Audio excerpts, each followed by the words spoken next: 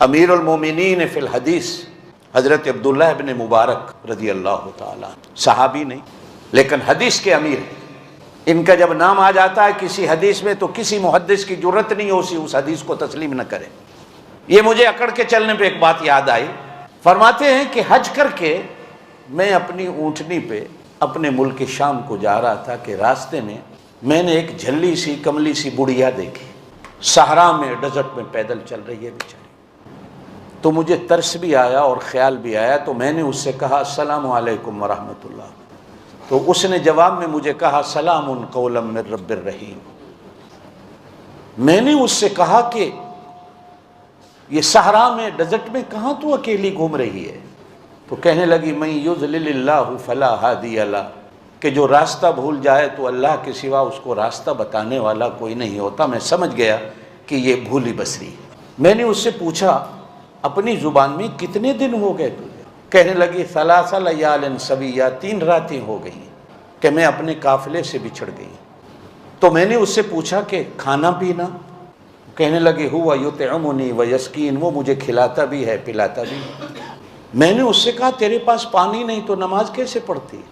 تو کہنے لگی اللہ قرآن میں کہتے ہیں فلم تجدوا ماء فتیمموا، جب پانی نہ ملے تو تیمم کر۔ میں سمجھ گیا کہ یہ مجھے کہہ رہی ہے میں تیمم سے نماز، یعنی جو سوال کرتا ہوں میں قرآن سے جواب دیتی۔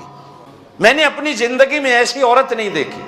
میں نے اس سے کہا کہ وضو کیسے کرتی ہے؟ کہتی فلم تجدوا ماء فتیمموا، پانی نہ ملے تو وہ تیمم کر لیتی۔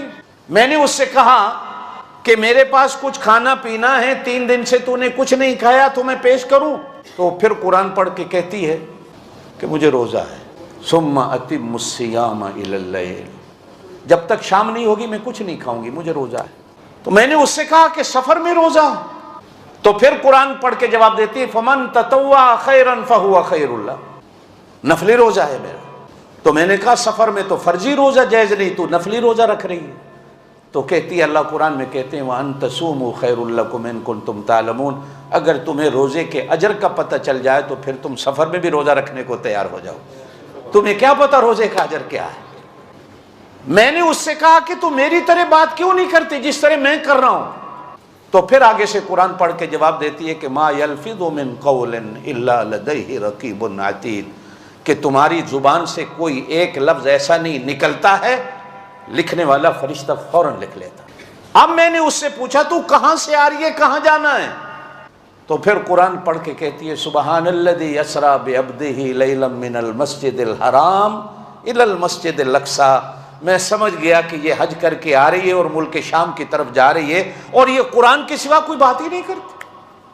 اب میں نے اس سے کہا کہ میری اونٹنی ہے اس پہ بیٹھ جاؤ، تو دعا دے کے کہنے لگی وما تفعلوا من خیر یعلمہ اللہ، اگر کوئی کسی کے ساتھ نیکی کر دے تو اللہ اس کا بھلا کرے، اللہ اس کا بدلہ دے گا، اللہ جانتا ہے، چلو دے دو سواری میں بیٹھ جاتے۔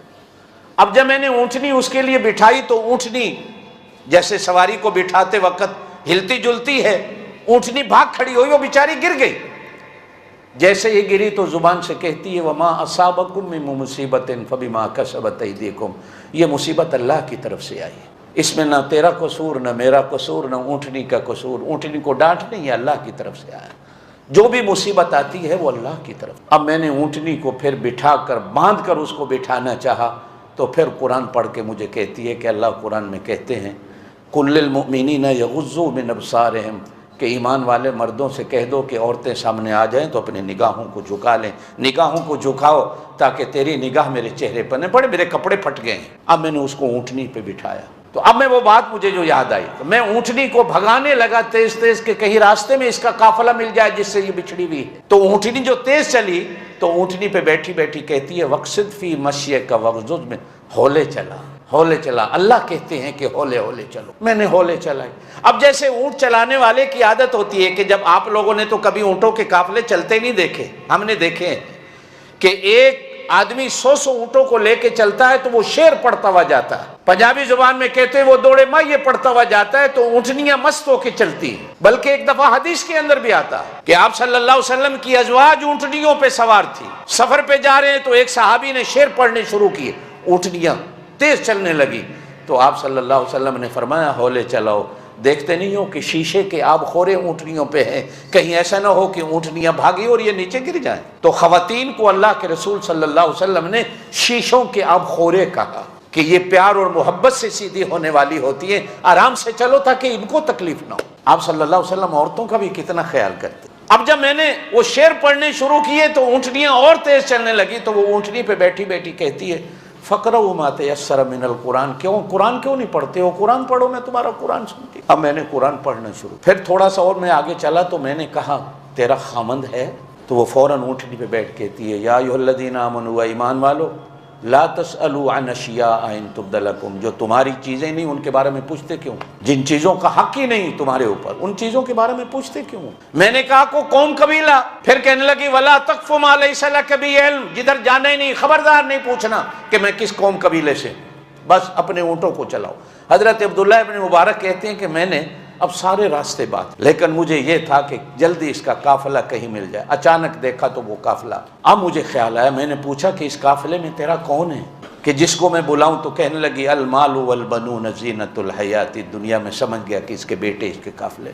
میں نے کہا کہ تیرے بیٹوں کی پہچان کیا ہے؟ کہنے لگی وعلامات وبالنجم هم یہتدون، یہ اس قافلے کو راستہ دکھانے والے ہیں اور شکل صورت ان کی ایسی ہے جیسے آسمان کے ستارے ہوتے ہیں۔ میں نے کہا کو اپنے بیٹوں کا نام بتا، تو 3 نام بتا۔ کہنے لگی واتخذ اللہ ابراہیم خلیلا وکلم اللہ موسیٰ تکلیما یا یحییٰ خذ الکتاب بقوہ۔ میں سمجھ گیا کہ قبیلے میں اس قافلے میں 3 اس کے بیٹے ہیں، ایک کا نام ابراہیم ہے، ایک کا نام موسیٰ ہے اور ایک کا نام یحییٰ ہے۔ میں نے زور سے آواز دی ابراہیم، موسیٰ، یحییٰ۔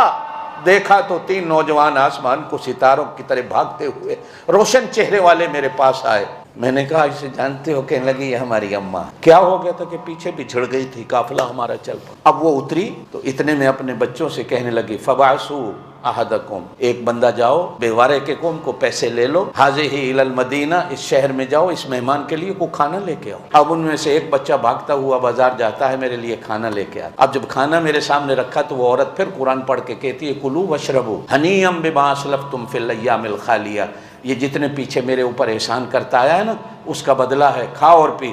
میں نے کہا قسم ہے مجھے حرام ہے یہ کھانا میرے اوپر، پہلے مجھے بتاؤ کہ یہ تمہاری ماں کی حالت کیسی ہے؟ تو وہ بچے رو کے کہنے لگے 40 سال ہو گئے آج تک ہماری ماں نے قرآن کے سوا کو بات ہی نہیں، قرآن کے سوا کو بات ہی نہیں کی، جب بولتی ہے قرآن بولتی۔ ہم کہتے ہیں اماں ہماری زبان میں بات کر، تو وہ کہتی ہے بولوں گی اللہ کے ہاں لکھا جائے گا، اور میں چاہتی ہوں کہ میں اس حالت میں مروں کہ میرے ہونٹوں پر قرآن کے سوا کوئی بات ہی نہ۔ ایسی ایسی عورتیں بھی دنیا میں کہ جن کی زندگی ایسے گزری کہ قرآن کے سوا کبھی بات